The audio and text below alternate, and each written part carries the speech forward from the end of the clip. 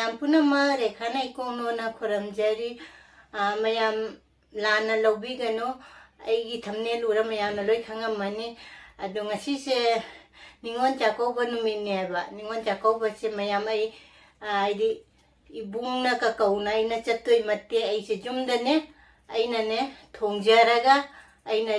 ꯑꯗꯨ ꯆꯥꯗꯣꯏꯅꯦꯕ ꯑꯩꯁꯦ ꯑꯗꯨꯝ ꯑꯩꯅ ꯏꯁꯥꯅ ꯆꯤꯡꯖꯟꯖꯔꯒꯅꯦ ꯑꯗꯨ ꯃꯅꯤꯄꯨꯔꯒꯤ ꯏꯔꯥꯡꯁꯤꯒꯗꯤ ꯃꯅꯤꯄꯨꯔꯗꯗꯤ ꯅꯤꯉꯣꯜ ꯆꯥꯛꯀꯧꯕꯁꯦ ꯀꯨꯝꯁꯤꯁꯦ ꯀꯧꯒꯗ꯭ꯔꯥ ꯀꯧꯔꯣꯏꯗ꯭ꯔꯥ ꯑꯗꯨꯗꯤ ꯈꯪꯗꯦꯀꯣ ꯑꯗꯨ ꯑꯩꯈꯣꯏꯁꯨ ꯀꯧꯅ ꯆꯠꯇꯣꯏ ꯃꯠꯇꯦ ꯑꯩ ꯏꯁꯥꯅꯅꯦ ꯆꯤꯡꯁꯟꯖꯔ ꯆꯍꯤ ꯈꯨꯗꯤꯡꯒꯤ ꯑꯩꯁꯤ ꯗꯤꯜꯂꯤꯁꯤꯒꯅꯦ ꯏꯁꯥꯅꯅꯦ ꯆꯤꯡꯁꯜꯂꯒ ꯅꯤꯉꯣꯜ ꯆꯥꯛꯀꯧꯕ ꯑꯩꯅ ꯑꯗꯨꯝ ꯌꯨꯇꯨꯕ ꯄꯥꯏꯔꯛꯄꯗꯩ ꯑꯗꯨꯝ ꯑꯩꯅ ꯏꯁꯥꯅ ꯊꯣꯡꯖꯔꯒ ꯏꯁꯥꯅ ꯍꯥꯏꯗꯤ ꯅꯤꯉꯣꯜ ꯆꯥꯛꯀꯧꯕꯅꯤ ꯑꯩꯅ ꯆꯤꯡꯁꯜꯂꯒ ꯑꯩꯅ ꯆꯥꯗꯣꯏꯅꯦꯕ ꯂꯥꯟꯅ ꯂꯧꯕꯤꯒꯅꯨ ꯃꯌꯥꯝ ꯑꯁꯤ ꯍꯥꯏꯒꯦ ꯑꯩꯅ ꯚꯤꯗꯤꯑꯣꯁꯦ ꯃꯨꯛꯕꯥꯡꯁꯦ ꯇꯧꯗ꯭ꯔꯤ ꯃꯃꯥꯡꯗ ꯃꯌꯥꯝꯗ ꯍꯥꯏꯖꯔꯝꯕꯅꯤ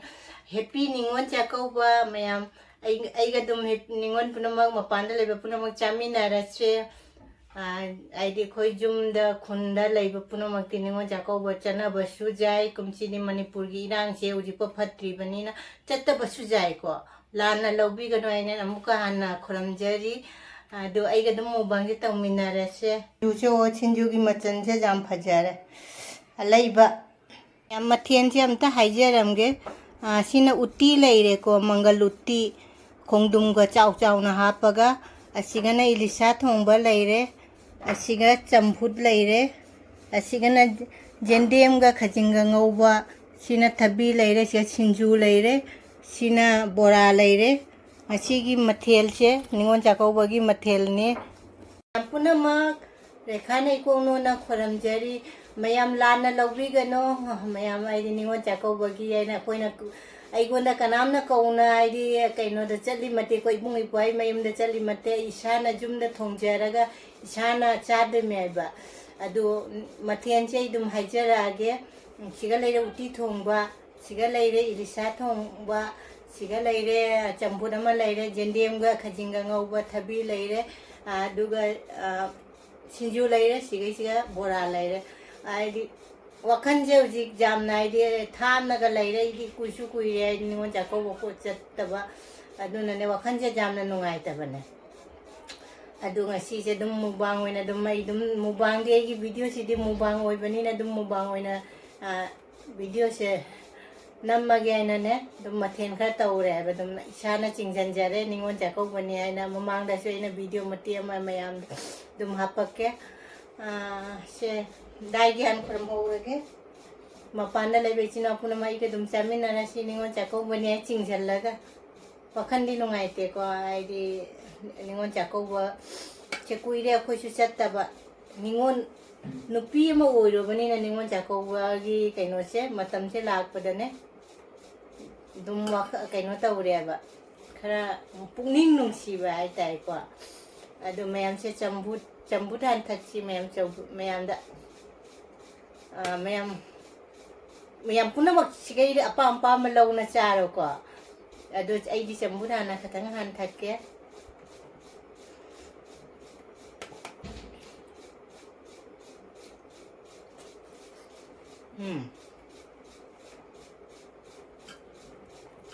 ai video camera kami se capture ra khang dai che khang dai da mayam cha hau ya ai uti sini jam chani ni che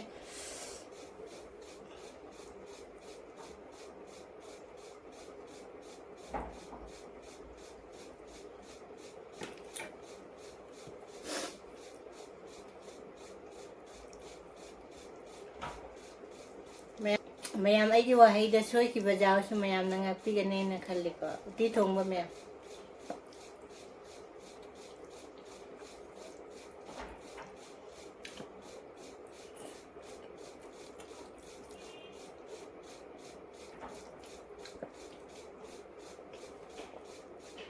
mathen ning ke loi rakpa da ne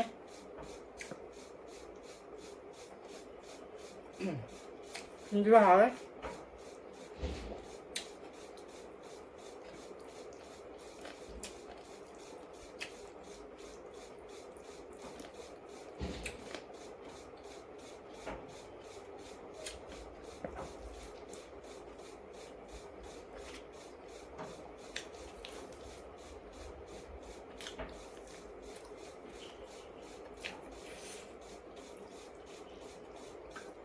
ꯆꯟꯗꯣꯟꯁꯦ ꯅꯝꯕꯁꯦ ꯆꯟꯗꯣꯟꯁꯦ ꯑꯅꯤꯔꯛ ꯑꯍꯨꯝꯂꯛ ꯆꯟꯗꯣꯟꯁꯦ ꯍꯥꯏꯗꯤ ꯁꯤꯁꯦ ꯀꯥꯡꯕꯗꯅꯦ ꯑꯅꯤꯔꯛ ꯑꯍꯨꯝꯂꯛ ꯀꯩꯅꯣ ꯇꯧꯕ ꯌꯥꯗꯕꯩ ꯋꯥꯔꯤꯅꯦꯕ ꯃꯨꯊꯠꯂ ꯀꯥꯡꯉ ꯍꯧꯖꯤꯛ ꯐꯩꯔꯦꯡ ꯇꯨꯔꯦꯡ ꯑꯣꯏꯅ ꯑꯗꯨꯝ ꯀꯥꯡꯁꯤꯜꯂꯦ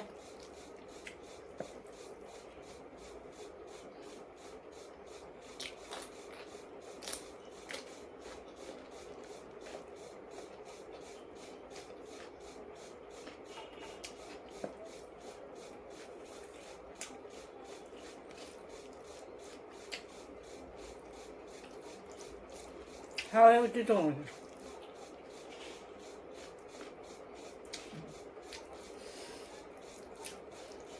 ꯑꯩꯒꯤ ꯉꯁꯤꯒꯤ ꯚꯤꯗꯤꯑꯣꯁꯦ ꯃꯑꯣꯡ ꯑꯃ ꯇꯥꯔꯦ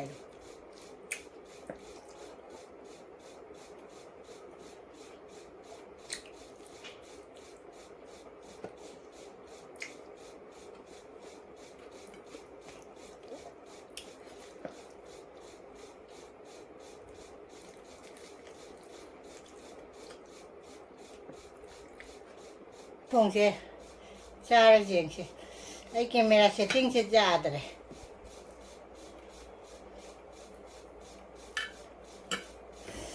ꯑꯩꯁꯦ ꯄꯨꯈꯝ ꯑꯄꯥꯛꯄꯗꯅꯦ ꯑꯩ ꯋꯥꯈꯜꯁꯦ ꯅꯤꯉꯣꯜ ꯆꯥꯛꯀꯧꯕꯒꯤ ꯋꯥꯈꯜꯗ ꯇꯧꯔ ꯆꯥꯖꯕꯅꯦꯕ ꯑꯩ ꯀꯦꯃꯦꯔꯥꯁꯦ ꯁꯦꯠꯇꯤꯡ ꯌꯥꯗꯅ ꯑꯃꯨꯛꯅꯦ ꯑꯩ ꯀꯩꯅꯣ ꯇꯧꯔꯨꯕ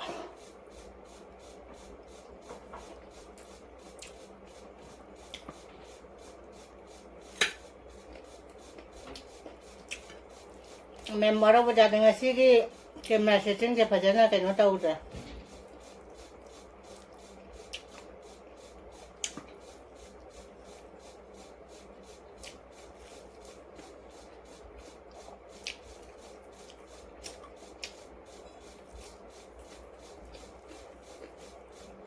ꯍꯥꯎꯋꯦ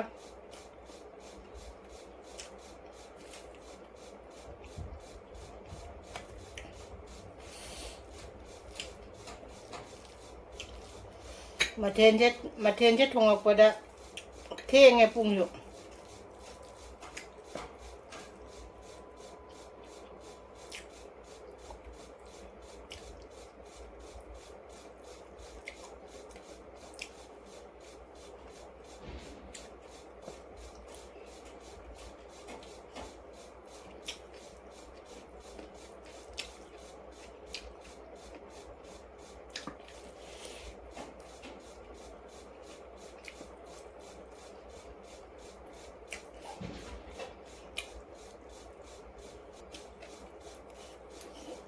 ꯉꯁꯤꯁꯦ ꯑꯩꯗꯤ ꯃꯈꯥꯗ ꯐꯝꯃꯕꯅꯦꯕ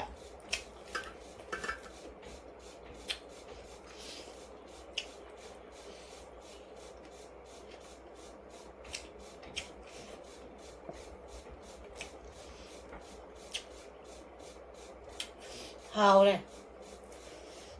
ꯋꯥꯈꯜꯁꯤꯁꯨ ꯉꯁꯤꯁꯦ ꯈꯔ ꯄꯨꯛꯅꯤꯡ ꯋꯥꯈꯜ ꯍꯥꯏꯒꯗ꯭ꯔꯥ ꯄꯨꯛꯅꯤꯡ ꯍꯥꯏꯒꯗ꯭ꯔꯥ ꯅꯧꯊꯩ ꯈꯔ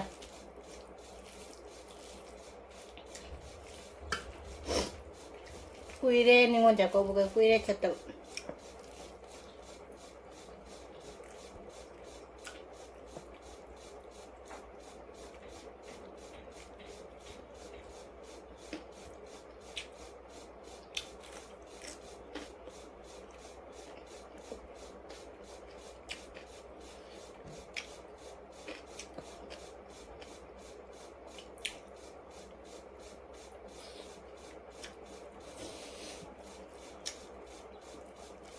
हादी चत्तबै निंगोन जाकौ चत्तबै मरमसु लैय कई आंगांसिंग लाइक तम्ममे दोय निंगोन जाकौबगी तमक्ता चत्पा हाइदुसु दोय आइगी कनो हस्बैंड की छुट्टी फंगदबा अदुना कुइरे चत्तवा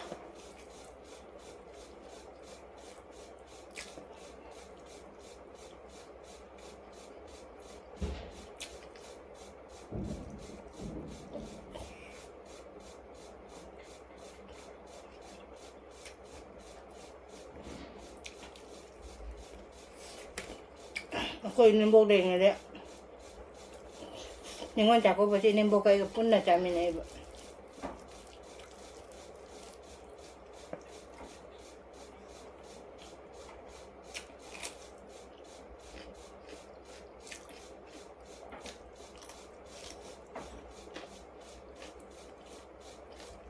ꯉꯁꯤꯗꯤ ꯍꯩꯇꯅ ꯃꯦꯀꯞꯀꯁꯦ ꯑꯩꯅ ꯇꯧꯖꯔꯕꯅꯤ ꯃꯦꯀꯞ ꯇꯧꯕꯁꯨ ꯍꯩꯇꯦꯕ ꯈꯨꯠꯀꯗꯤ ꯁꯪꯍꯧꯗꯔꯦ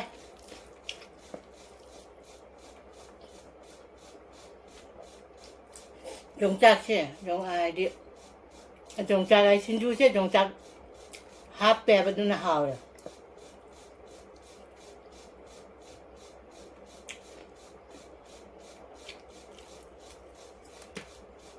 ꯆꯥꯐꯝ ꯈꯪꯗ꯭ꯔꯦꯕ ꯃꯆꯜ ꯌꯥꯝꯃꯟꯅ ꯂꯤꯁꯥꯁꯦ ꯏꯪꯊꯝꯊꯥ ꯆꯪꯉꯗꯤ ꯂꯤꯁꯥ ꯃꯍꯥꯎ ꯋꯥꯠꯊꯩꯑꯕ ꯑꯗꯨꯅꯅꯦ ꯏꯪꯊꯝꯊꯥꯗꯅ ꯑꯌꯤꯡꯕ ꯃꯇꯝꯗꯅ ꯀꯩꯅꯣꯅꯦ ꯔꯧꯒꯁꯤ ꯌꯥꯝ ꯍꯥꯎꯔꯦ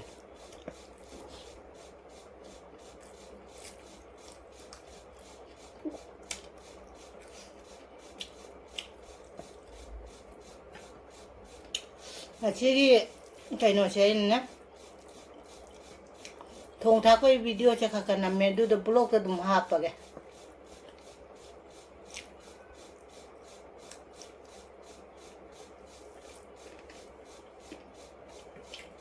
ꯎꯇꯤꯗ ꯊꯥꯛꯄ ꯍꯩꯔꯤꯕꯣꯝꯁꯦ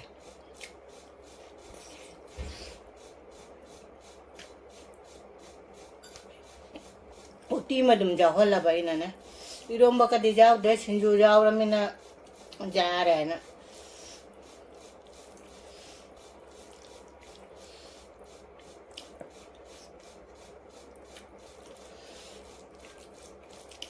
ꯍꯥꯎꯔꯦ ꯎꯇꯤ ꯊꯣꯡꯕꯁꯤꯁꯨ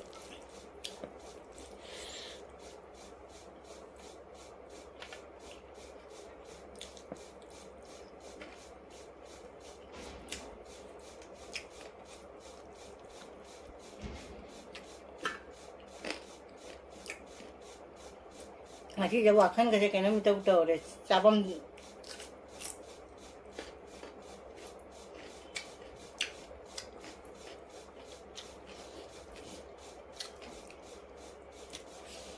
ꯆꯥꯛꯇꯤ ꯂꯣꯏ ꯆꯥꯊꯣꯛꯑꯒ ꯋꯥꯈꯜ ꯀꯩꯅꯣꯝ ꯇꯧꯔꯦ ꯍꯥꯏꯕꯗꯣ ꯏꯆꯥꯅꯨꯄꯤꯁꯨ ꯆꯥꯗꯦ ꯏꯆꯥꯅꯨꯄꯤꯁꯨ ꯃꯣꯏꯒꯤ ꯁꯨꯇꯤꯁꯨ ꯐꯪꯗꯦ ꯃꯥꯗꯤ ꯉꯥ ꯆꯥꯛꯁꯨ ꯑꯝꯕ ꯆꯥꯗꯕ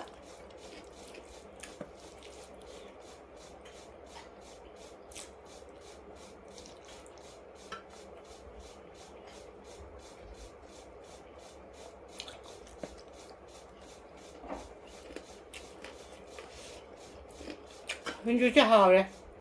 ꯑꯗꯨ ꯃꯣꯔꯣꯛ ꯈꯔ ꯁꯥꯔꯦ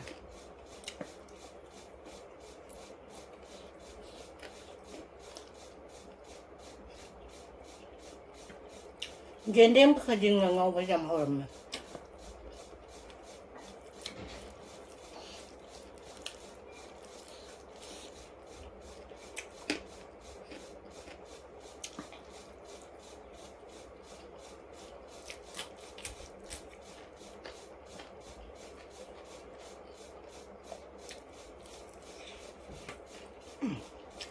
ꯗꯤꯄꯥꯕꯂꯤ ꯃꯃꯥꯡꯗ ꯊꯕꯛ ꯌꯥꯝ ꯆꯤꯟꯈ꯭ꯔꯦ ꯑꯩꯉꯣꯟꯗ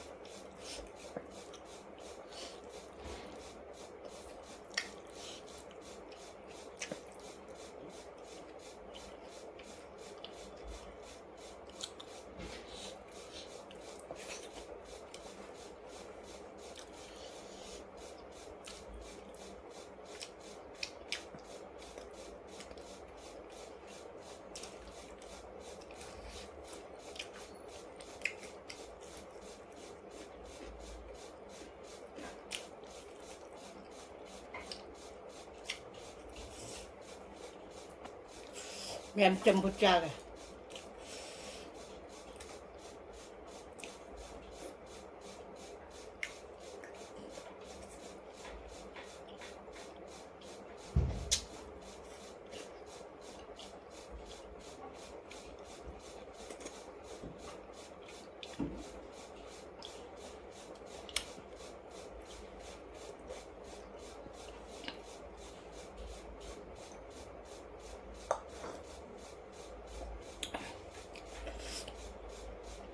mayam haude haure aloi bada champutchiga haure mayam ngasigi mathel singje aidi sinju do morok jam chare ada hausu haure uti thongbu jam hauramme nga ilisa thongbu su hauramme ba daga kaino dana sinju do morok chara dana haure ado bora do su hauramme